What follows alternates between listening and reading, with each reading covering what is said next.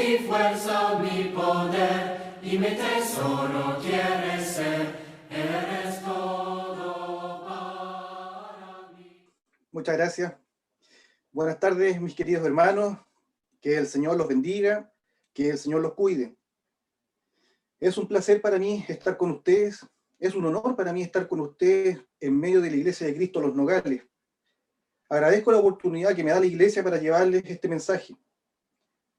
La palabra de Dios para esta tarde se encuentra en el libro de Santiago, capítulo 1, del verso 1 al verso 5.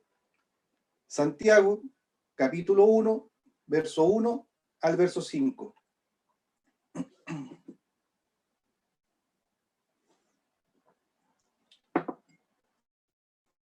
Santiago, siervo de Dios y del Señor Jesucristo, a las 12 tribus que están en la dispersión, salud. Hermanos míos, tened por sumo gozo cuando os halléis en diversas pruebas, sabiendo que la prueba de vuestra fe produce paciencia, mas tenga la paciencia su obra completa, para que seáis perfectos y cabales, sin que os falte cosa alguna. Si alguno de vosotros tiene falta de sabiduría, pídala a Dios, el cual da a todos abundantemente y sin reproche, y le será dada. Como todos sabemos, Santiago es un siervo de Jesucristo. En el Nuevo Testamento tenemos a 5 personas con el nombre de Jacobo o Santiago. El Santiago que escribió esta carta no es el apóstol, ya que el apóstol murió, como se describe en Hechos capítulo 12, verso 1, cuando lo atravesó a espada el rey Herodes. El Santiago de esta epístola es el hermano menor de Jesucristo, el hermano carnal, el hermano consanguíneo de nuestro Señor. Analicemos en detalle lo que Santiago escribe. Santiago comienza su carta presentándose como siervo de Jesucristo. Todos sabemos en un principio que los hermanos de Jesús no creían en él, ni en su divinidad. Eso lo dice el Evangelio de Juan, capítulo 7, verso 5. No es necesario que vayan a leer al Evangelio de Juan, yo se los leeré. Capítulo 7, verso 5, dice: después de estas cosas andaba Jesús en Galilea, pues no quería andar en Judea porque los judíos procuraban matarle. Estaba cerca la fiesta de los judíos, la de los tabernáculos, y le dijeron sus hermanos: sal de aquí y vete a Judea, para que también tus discípulos vean las obras que haces, porque ninguno que procura darse a conocer hace algo en secreto. Si estas cosas haces, manifiéstate al mundo. Y aquí lo más importante, en el verso 5, porque ni aun sus hermanos creían en él. Pero esta situación se revirtió cuando Jesús resucitó de entre los muertos y se le apareció a Santiago.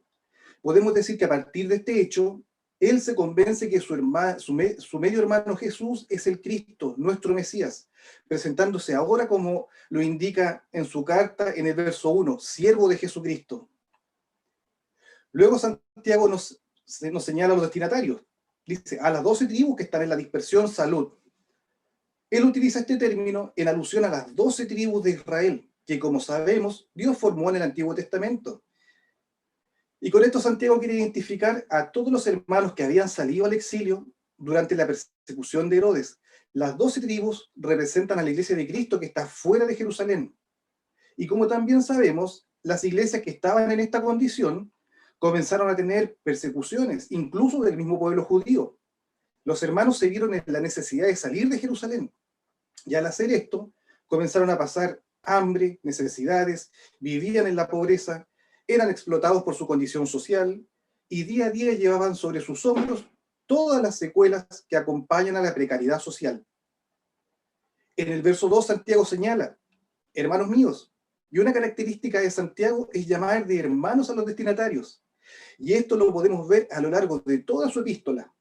Si me siguen con sus Biblias, tenemos capítulo 1, versículo 19. Por esto, mis amados hermanos. Capítulo 2, versículo 1, hermanos míos. Capítulo 2, versículo 14, hermanos míos. Capítulo 3, versículo 1, hermanos míos. Capítulo 4, verso 11, hermanos. Capítulo 5, verso 7, por tanto, mis hermanos.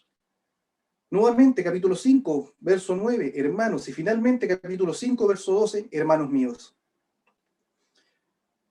Al usar el término hermanos, debemos preguntarnos qué quiere transmitirle Santiago a los destinatarios de la carta. Bueno, la respuesta es yo soy uno de ustedes y conozco sus dolores. Sé de la situación que ustedes viven día a día. Santiago le habla a sus hermanos, a otros hijos de Dios, a otros miembros de la Iglesia de Cristo. Y al señalar la palabra hermanos, inmediatamente se está poniendo a un mismo nivel que los cristianos judíos que están sufriendo. Hermanos míos, les escribo porque yo sé lo que están pasando, yo sé lo que ustedes viven día a día. Luego, en el mismo versículo, Santiago señala, tened por sumo gozo cuando os halléis en diversas pruebas. Y aquí, hermanos, debemos preguntarnos, ¿qué es el gozo? Y necesariamente debemos hacer una distinción entre gozo y felicidad, para que no nos confundamos. Si bien ambos términos pueden parecer iguales, debemos tener claro que la felicidad se origina por causas externas y es definida como un estado de ánimo que proporciona satisfacción y sensación de estar feliz, la cual es terrenal por naturaleza, y que aumenta o disminuye dependiendo de las circunstancias. En cambio, por otro lado, el gozo es una porción del fruto del espíritu. Esto significa que su fuente es espiritual, por lo tanto se produce internamente y opera en nosotros independiente de la circunstancia que estemos viviendo. Entonces, el gozo no es sinónimo de salir, no es sinónimo de pasarla bien, de no tener preocupaciones por la vida. Santiago no se refiere a esto. El gozo para un cristiano debemos tomarlo siempre como una alegría que debemos irradiar desde dentro de nuestro corazón, independiente de las circunstancias. Y como lo mencioné anteriormente, también es uno de los frutos del Espíritu, según la carta de Gálatas, capítulo 5, verso 22. La pregunta que a cualquier persona le surgiría luego de escuchar el contexto que mencioné en el verso 1 es cómo Santiago puede decirle a los cristianos, tened por sumo gozo. ¿Cómo Santiago puede decir esto a sus hermanos que están siendo perseguidos, que están pasando hambre, que están hablando mal de ellos, que están llorando, que están pasando un sinnúmero de necesidades? Hermanos míos, tengan gozo cuando os halléis en diversas pruebas. Sin duda, la respuesta la encontramos en la gran sabiduría de Santiago. Él no fija su mirada en la prueba, por más dolorosa que ésta sea, sino más bien les dice que vean estas pruebas como una oportunidad para crecer espiritualmente. Si aplicamos todo esto a nuestros días o a nuestra realidad, quizás podamos estar sumidos en problemas. ¿Y cuáles podrían ser estos problemas? Desempleo, enfermedad, pobreza, hambre, necesidades económicas, etcétera, etcétera, etcétera. Hermanos, en cualquier momento de nuestras vidas pueden aparecer diversas pruebas. Nosotros no lo sabemos, pero puede ser una o varias pruebas. Puede ser una variedad de dificultades. Y también puede ser una tras otra. Quizás no estemos terminando con una prueba y ya empezando otra. Las pruebas, hermanos, pueden estar a la vuelta de la esquina en nuestras vidas. Y cuando nos enfrentamos a esta realidad, ¿qué nos dice Santiago? Hermanos míos, tened por sumo gozo cuando os halléis en diversas pruebas. Como cristianos debemos ser capaces de mirar más allá del sufrimiento momentáneo que podamos estar pasando. Santiago nos dice, fijen su mirada más allá de la prueba. La prueba es momentánea. Esto quiere decir que en algún minuto tendrá su fin. Y Santiago nos anima a sentir gozo cuando estemos pasando por una, dos o quizá tres pruebas. Ahora bien, en el libro de Santiago se mencionan dos clases de pruebas, pero con enfoques totalmente distintos. La primera, la que ya vimos en el verso 2, y que hace referencia a la persecución, abuso, hambre, necesidades, enfermedad, desempleo, prueba que la vida nos pone en el día a día. Para todos estos casos, Santiago se está refiriendo a pruebas físicas, a pruebas materiales. Luego, en el mismo capítulo, describe otro tipo de pruebas. Veamos lo que nos dice en el verso 12, si me siguen con su Biblia. Bienaventurado el varón que soporta la tentación, porque cuando haya resistido a la prueba, recibirá la corona de vida que Dios ha prometido a los que le aman. Aquí vemos que soportar la prueba está relacionada a no pecar. Soportar la prueba es resistirse a la tentación. Como vemos, hermanos, el contexto determina el significado de la palabra. Las pruebas a las que hace referencia el verso 2 nos llevan a confiar en Dios, a obedecer a Dios. Debemos tener la confianza que en medio de las dificultades que nos pone la vida, Dios no nos deja solos. Dios nos ama y está con nosotros en todo momento. En cambio, en el verso 12, las pruebas pueden llevarnos a pecar y con esto desobedecer al Señor. ¿Y qué logramos con esto? Logramos apartar nuestra relación personal con Dios. Nos alejamos de lo que Dios nos pide hacer con nuestra vida y con nuestros actos. Yo esta tarde, hermanos, no voy a hablar de las pruebas que aparecen en el versículo 12, esas pruebas que tienen relación con la tentación y que nos llevan a pecar. Yo me refiero esta tarde a las pruebas del verso 2 y del verso 3, esas pruebas que inevitablemente nos van a llevar a confiar en el Señor y nos van a hacer crecer espiritualmente. Ahora bien, vemos que el término prueba se menciona tanto en el verso 2 como en el verso 3. Vamos a ver al verso número 3 ahora. ¿Qué nos dice? Sabiendo que la prueba de nuestra fe produce paciencia. ¿Qué sabemos entonces de las pruebas que nos habla Santiago? ¿Para qué nos sirven estas pruebas? Si lo aplicamos a nuestro día, ¿las pruebas para qué nos sirven? Nos sirven para verificar un comportamiento, nos sirven para examinar algo, nos sirven para comprobar algo, ¿cierto? Si volvemos al libro de Santiago, nos dice que lo que se está examinando a través de las pruebas, lo que se está comprobando, lo que se está evaluando, es nuestra fe. Y para superar la prueba, nuestra fe tiene que pasar por el horno, debe pasar por fuego. Esto también lo menciona el apóstol Pedro en su primera carta, en el capítulo 1, verso 7. Si me siguen con sus Biblias, primera carta de Pedro, capítulo 1, verso 7. ¿Qué nos dice la palabra? Para que sometida a prueba vuestra fe, mucho más preciosa que el oro, el cual, aunque perecedero, se prueba con fuego, sea hallada en alabanza, gloria y honra cuando sea manifestado Jesucristo. Y en este contexto, hablando de pruebas y hablando de fe, Santiago menciona más adelante como ejemplo de fe al padre de todos los creyentes llamado Abraham. La fe de Abraham tuvo que ser probada por Dios. Y esto Santiago lo menciona en el capítulo 2, versículo 21. Hermanos, pensemos en el profeta Abraham, en el padre Abraham. Miren lo que dice Santiago en el capítulo 2, verso 21. Capítulo 2, verso 21. ¿No fue justificado por las obras Abraham, nuestro padre, cuando ofreció a su hijo Isaac sobre el altar? ¿No ves que la fe actuó juntamente con sus obras y que la fe se perfeccionó por las obras? Y se cumplió la escritura que dice, Abraham creyó a Dios y le fue contado por justicia y fue llamado amigo de Dios. Al leer lo que Santiago escribe, hermanos, no podemos dejar de mencionar cuál fue la gran prueba que tuvo que soportar Abraham. Esto se menciona en el capítulo 2, perdón, capítulo 22 del libro de Génesis. Y parafraseando dicho capítulo, ¿qué aspectos importantes debemos tener presentes? Número 1, Dios probó a Abraham. ¿Y cuál fue la respuesta de Abraham? Heme aquí. 2, Dios fue claro con Abraham. Le dijo, toma a tu hijo y ofrécelo en holocausto. Y aquí todos sabemos el contexto que rodea a la paternidad de Abraham. 3, Abraham obedientemente se levantó muy de mañana, tomó a su hijo y a 2 siervos. 4, Abraham llegó al lugar que el Señor le había indicado y le dijo a los sirvientes que lo esperaran y él se retiró aún más allá con su hijo. Pero antes les dijo algo importante. El muchacho y yo iremos allí y adoraremos y volveremos a vosotros. 5,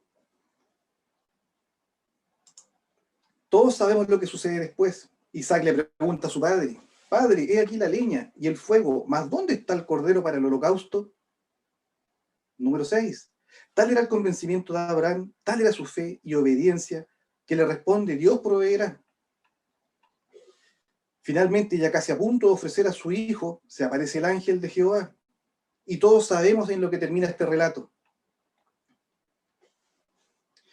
Hermanos, Dios puso a prueba la fe de Abraham, con una prueba realmente extrema. Y vemos que Abraham hizo todo lo que nuestro Dios le mandó a hacer. Obedeció cada instrucción que el Señor le indicó. Algo importante de destacar, Abraham creyó en Dios. La gran prueba para Abraham fue su fe. Y vemos que como resultado de superar esta prueba, y aquí lo más lindo, como resultado de su obediencia, fue llamado amigo de Dios. Abraham fue un hacedor de la palabra de Dios, hermano. La fe de Abraham era tan grande, le creyó tanto a Dios, que él creía que Dios le daba vida a los muertos. Y para ratificar esto, veamos lo que nos dice Pablo en Romanos capítulo 4, verso 16. Si me siguen con sus Biblias, hermanos, Romanos capítulo 4, verso 16.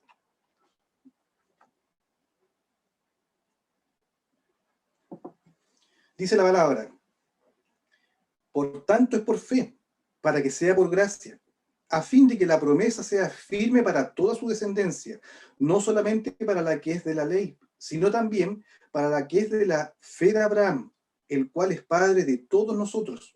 Como está escrito: te he puesto por padre de mucha gente delante de Dios, a quien creyó, el cual da vida a los muertos y llama las cosas que no son como si fuesen. Como vemos, él creía que Dios le daba vida a los muertos. Y como acabo de mencionar hace un momento atrás, respecto a la obediencia de Abraham, él toma a su hijo y le dice a su siervo: iremos y volveremos. La pregunta que surge acá es: ¿cómo iba a volver si iba a matar a su hijo? La respuesta a esto, hermanos, es la fe de Abraham. Es decir, Abraham pensó: si mato a mi hijo, Dios es tan poderoso que puede devolverle la vida aún de las cenizas. Lo anterior queda aún más claro si leemos el libro de Hebreos en el capítulo 11, verso 19, refiriéndose a Abraham y el sacrificio de Isaac. La palabra nos dice en el verso 19: pensando que Dios es poderoso para levantar aún de entre los muertos, de donde en sentido figurado también le volvió a recibir. Podemos decir, hermanos, que la fe de Abraham fue probada. Él fue hacedor de la palabra del Señor. Su fe no dudó, no se debilitó. Por el contrario, actuó. Y lo que es más grande, dando gloria a Dios. Para terminar con el ejemplo de Abraham y su fe, veamos lo que el libro de Romanos nos dice en el capítulo 4, verso 19. Romanos capítulo 4, verso 19 dice: y no se debilitó en la fe al considerar su cuerpo, que ya estaba como muerto, siendo ya casi de 100 años, o la esterilidad de la matriz de Sara. Tampoco dudó por incredulidad de la promesa de Dios, sino que se fortaleció en fe, dando gloria a Dios. Volvamos nuevamente a la carta de Santiago. Continúa su epístola diciéndonos en el verso 3: sabiendo que la prueba de vuestra fe produce paciencia. Vimos recién el ejemplo de Abraham y su gran prueba de fe. Ahora veamos cómo las pruebas pueden producir paciencia. Cuando enfrentamos las pruebas con gozo, el resultado será paciencia, hermanos míos. ¿Y qué es la paciencia? Para un cristiano, la paciencia denota el acto de sufrir el mal tranquila y confiadamente, y de perseverar en la fe. La paciencia, hermanos, es la capacidad que debemos desarrollar para soportar, es la capacidad que debemos desarrollar para resistir todo lo que venga sobre nuestras vidas, sabiendo que Dios está en control de todo. Y ahora, hablando de paciencia, Santiago más adelante en su carta, en el capítulo 5, verso 7, también lo menciona. Verso 7 dice: por tanto, hermanos, tened paciencia hasta la venida del Señor. Luego continúa con el versículo 10: hermanos míos, tomad como ejemplo de aflicción y de paciencia a los profetas que hablaron en el nombre del Señor. Nuevamente repite la palabra paciencia. Y ahora Santiago, en este versículo, pone además como ejemplo a los profetas. Recién hablé de Abraham y su ejemplo de fe. Ahora Santiago pone como ejemplo a los profetas. ¿Y qué sabemos de los profetas? ¿Qué sabemos qué pasó con los profetas? Ellos sufrieron un sinnúmero de pruebas. ¿Y cuáles fueron estas pruebas? Para enumerar algunas: vituperios, azotes, prisión, cárcel, fueron apedreados, fueron aserrados, muertos a filo de espada, andaban cubiertos de pieles de ovejas y de cabras, pobres, angustiados, maltratados, erraban por los desiertos, vivían en cuevas, en cavernas. Testimonio de las pruebas que vivieron los profetas está en el libro de Hebreos, capítulo 11, versos 36 al 38, por si lo quieren leer más adelante. Vemos, hermanos, que los profetas lo sufrieron todo. Hablaron mal de ellos, fueron flagelados, pasaron por cárceles, fueron apedreados, aserrados, andaban vestidos con pieles de ovejas, viviendo en cuevas. Y todo por ser fiel a la palabra del Señor. Su fe era tan grande que no les importó que su vida se convirtiera en una verdadera tortura por llevar el Evangelio de Dios a todos lados. Hermanos, volvamos a Santiago capítulo 5 y pasemos al verso 11 ahora. Santiago capítulo 5, verso 11. Tenemos de ejemplo de fe a Abraham. Tenemos de ejemplo de paciencia a los profetas. Y ahora tenemos también como ejemplo de paciencia al profeta Job. Santiago, capítulo 5, verso 11. ¿Qué nos dice la palabra? He aquí, tenemos por bienaventurados a los que sufren. ¿Habéis oído de la paciencia de Job? ¿Y habéis visto el fin del Señor? Que el Señor es misericordioso y compasivo. Aquí Santiago es más específico aún, hermanos, y menciona al profeta Job como ejemplo de paciencia. Y preguntémonos acá, entonces, ¿cómo era Job, hermano? ¿Qué podemos decir acerca del carácter de Job? Bueno, Job era un hombre perfecto, era un hombre recto, temeroso de Dios, apartado del mal. El mismo Señor considera que no había otro igual a él en la tierra, varón perfecto, íntegro. Lo anterior lo podemos encontrar en el libro de Job, capítulo 1, verso 1, y capítulo 2, verso 3. Hermanos, si hay un hombre en el Antiguo Testamento que lo perdió todo, que su vida fue arruinada, ese es el profeta Job. Un hombre temeroso de Dios, apartado del mal, recto delante de Dios, fiel al Señor. Hermanos, Job perdió su casa, sus animales, sus hijos, su salud física. Hablaron mal de él. Hermanos, Job lo perdió todo, todo, todo. Y Santiago lo pone a él como ejemplo de paciencia conjuntamente con los profetas del Antiguo Testamento. Hombres buenos, hombres temerosos de Dios, que tuvieron que soportar persecución, cárcel, muerte, soportaron todo, hermanos. Ellos deberían ser nuestro ejemplo a seguir después de nuestro Señor. En ellos debería estar puesta nuestra mirada respecto a cómo debe ser nuestra fe y cómo debe ser nuestro actuar como hijos del Señor. Volvamos nuevamente al libro de Santiago. Vimos recién que el verso 3 nos decía, sabiendo que la prueba de fe produce paciencia. Vamos ahora al verso 4. ¿Qué nos dice el verso 4? Mas tenga la paciencia su obra completa, para que seáis perfectos y cabales, sin que os falte cosa alguna. La pregunta que nos surgiría entonces es, ¿hasta cuándo debemos soportar la prueba? ¿Hasta cuándo debo resistir la prueba? La respuesta que nos da Santiago a esta pregunta la vimos hace un rato atrás, en el capítulo 5, verso 7. Y aunque no nos guste, repitamos nuevamente lo que Santiago nos está diciendo al respecto. Por tanto, hermanos míos, tened paciencia hasta la venida del Señor. Se desprende, hermanos, de este versículo que la paciencia debemos tenerla hasta el fin de las pruebas. Pero Santiago también añade hasta la venida del Señor. Hermanos, mientras estemos en este mundo, van a existir las aflicciones, van a existir muchas pruebas, no sabemos si de corta o de larga duración. Lo que sí debemos tener claro, lo que sí debemos estar seguros, es que con la paciencia que nos pide Santiago, debemos soportar la prueba. Recapitulando ahora, ¿cuál es el propósito de la prueba? ¿Por qué Santiago nos dice, tened por sumo gozo? ¿En qué está pensando Santiago? Bueno, él está pensando en el resultado de la prueba.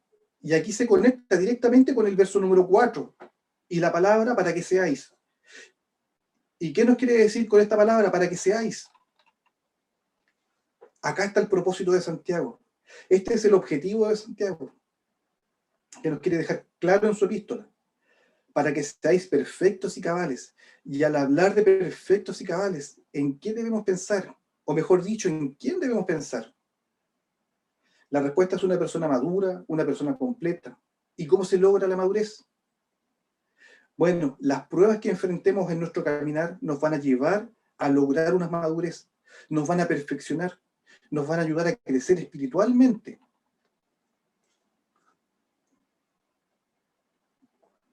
Volvamos ahora a la parte final del verso 4. Sin que os falte cosa alguna. A un hombre completo, a un hombre maduro, ¿qué le puede faltar? La respuesta es simplemente nada, hermanos. Nada. Así es, hermanos. Una persona que ha pasado por innumerables pruebas, confiando en el Señor, ha desarrollado, ha fortalecido su fe, pasando varias veces por el horno. Por lo tanto, ha logrado una madurez espiritual que como resultado logra que no le falte cosa alguna. Sigamos con el verso 5. Si alguno de vosotros tiene falta de sabiduría, pídala a Dios, el cual da a todos abundantemente y sin reproche, y le será dada. Hermanos, si nos llegase a faltar algo, Santiago nos dice que pidamos con sabiduría a Dios. Hermanos, Dios es generoso y nos quiere dar en abundancia. Cuando estemos en medio de la prueba, no debemos dudar, por lo contrario, debemos estar más fieles que nunca al Señor, pensando siempre que la prueba tendrá su final. Y aquí algo importante, hermanos, que Santiago lo menciona al comienzo del verso 3. Pidamos con fe. Pidamos con fe, no dudando nada. Nuestra fe, hermanos, debe estar firme, recta. No tiene que ir de un lado para otro, siempre firme y recta.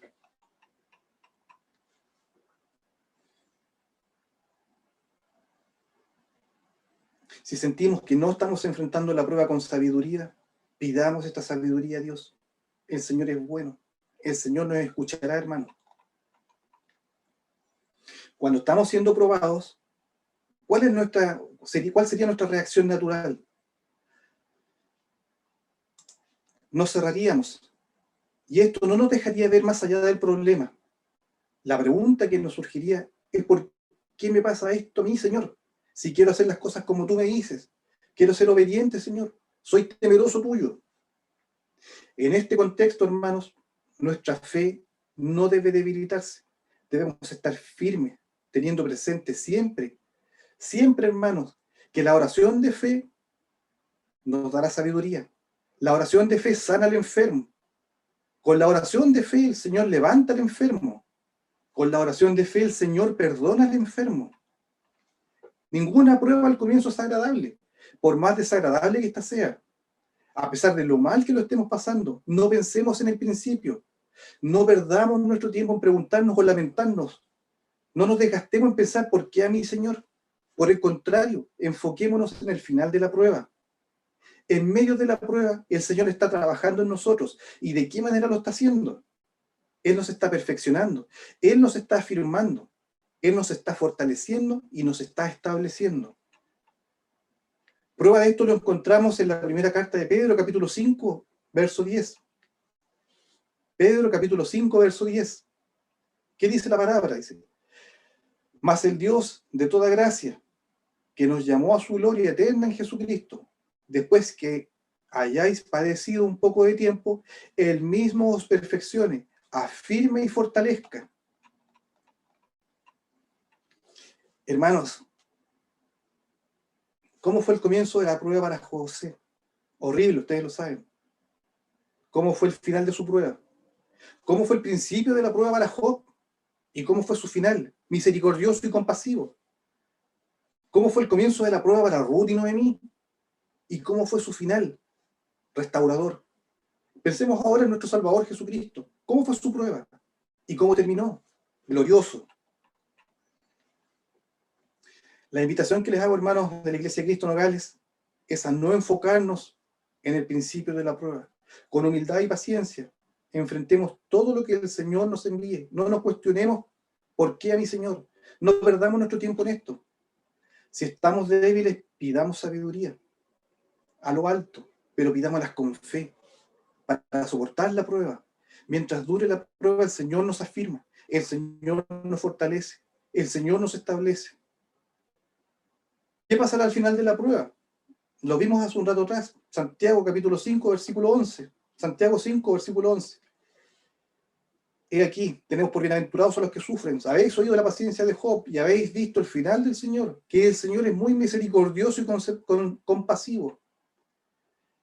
Al final de la prueba, el Señor fue misericordioso con José, Job, Ruth y Noemí, por citar algunos ejemplos. Y si nosotros enfrentamos con sabiduría cada prueba que el Señor nos envíe, ¿cómo debería ser Él con nosotros? Para finalizar, hermanos, sigamos creyendo de corazón. Dios nos escuchará. Pidamos con fe. Dios nos ayudará. Dentro de la prueba que estemos pasando, Dios está en todo minuto con nosotros. Que el Señor los bendiga, hermanos.